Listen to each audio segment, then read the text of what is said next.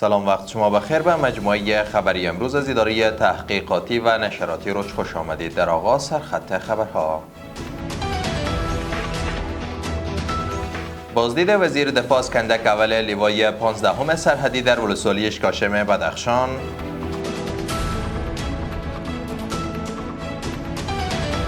برگزاری نشست نوبتی کمیسیون بررسی شکایات و تخلفات رسانه‌ها بر ریاست مولوی حیات الله مهاجر فراهی و ادامه حملات هوایی رژیم اسرائیل به شهر غزه.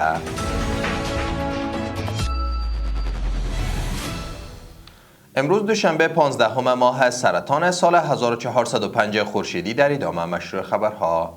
مولوی محمد یعقوب مجاهد وزیر دفاع در جریان سفرش به ولایت بدخشان از کندک اول لیوای 15 سرحدی در ولسوالی اشکاشم دیدن کرده است. وزارت دفاع ملی میگوید که مولوی محمد یعقوب مجاهد در این بازدید عملکرد نیروهای مستقر در این کندک را از نزدیک ارزیابی کرده و با قدردانی از تلاش‌های آنان بر افزایش آمادگی و تلاش‌های بیشتر برای حفاظت و دفاع از مرزهای کشور تاکید کرده است.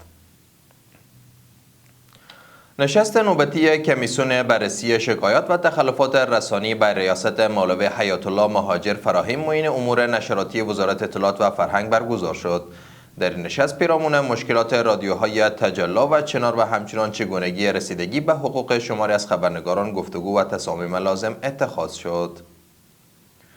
وزارت امر بالمعروف نهی عن المنکر و سمع شکایات میگوید که محتسبین این وزارت در ربع اول سال 1405 خورشیدی به 1375 قضیه مربوط به حقوق زنان رسیدگی کردند.